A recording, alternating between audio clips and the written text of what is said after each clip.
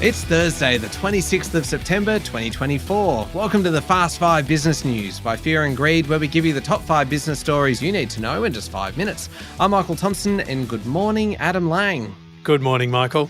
Adam, 5 big stories to race through in 5 minutes, so we better get going. Story number 1, inflation was up 2.7% in the 12 months to August, with new data showing us that on a headline basis, we are back in the Reserve Bank's inflation target band of 2 to 3%.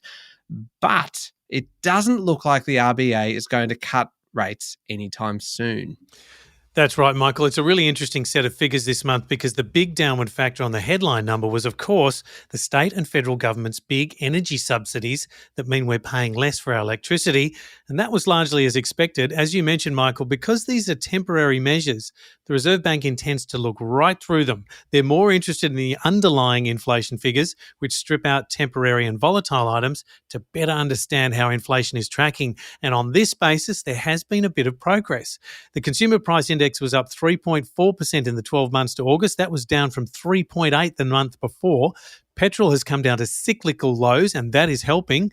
There's still little expectation for the Reserve Bank to cut rates when it meets next in November, as this is still too high for its 2 to 3% comfort level. However, it's the best result we've seen in 2.5 years, and that is good news. It is. It seems like progress. Adam, how did the government react to the numbers? Michael, Federal Treasurer Jim Chalmers described the drop as welcome and encouraging and said that it proves the government's policies are helping the fight against inflation. Still, they want to see it moderate further and faster in quarterly terms. This is very important because the monthly figures are more volatile than the quarterly data.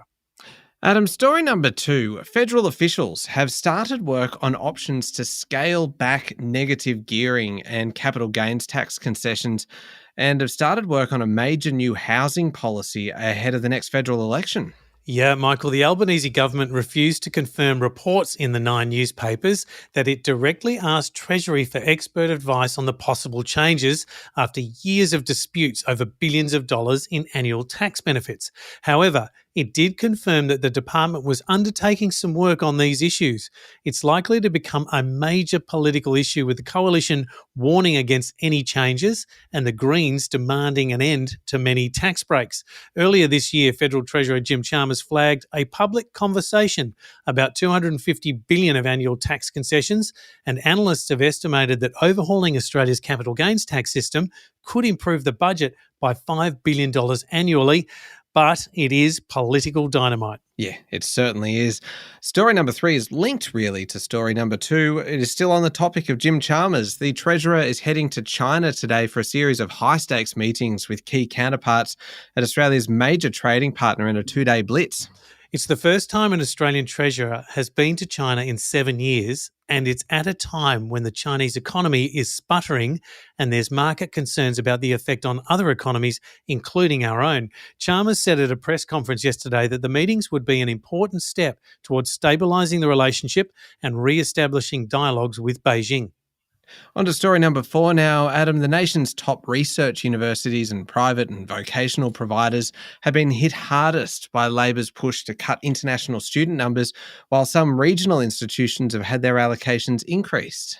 This is big business, Michael. Vocational education and training providers will have their numbers cut by 32% as part of the federal government's efforts to limit international student numbers to 270,000 next year. Data tabled in the Senate shows that private universities and non-university higher education providers will have their numbers cut by 26% overall compared with this year. The group of 8 universities will have their allocations cut to 57,950 students, or by 28%, and that's according to a report in The Australian.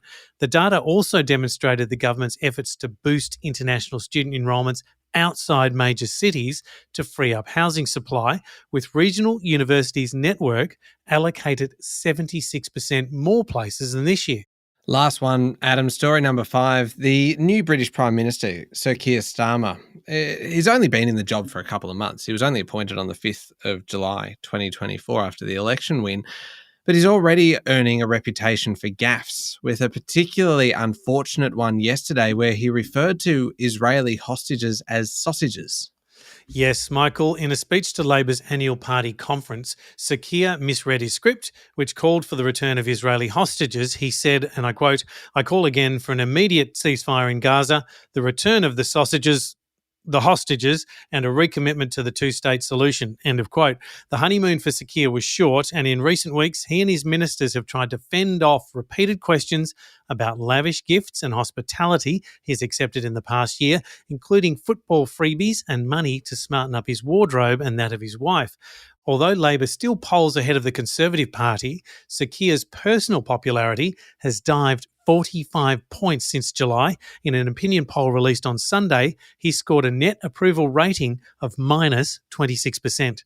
Yeah, that is pretty tough. All right, there we go. The top 5 business stories in 5 minutes. Thank you, Adam. Thank you, Michael. It is Thursday, the 26th of September, 2024. Remember to hit follow on the podcast. And if 5 minutes isn't enough, you can find our longer daily show called Fear and Greed, wherever you listen to podcasts. And today there's also a new episode of our podcast, The Property Pendulum, brought to you by Fear and Greed and Domain. It is the podcast that tells you which way the property market is swinging and how to make the most of it. This week's episode, all about auctions, how to bid at auction, where to stand, how much you should be bidding per increment, and what to do if the property passes in. We answer every imaginable question about bidding at auction. Do not miss it. I'll put a link in today's show notes. I'm Michael Thompson, and that was the Fast 5 Business News by Fear and Greed. Have a great day.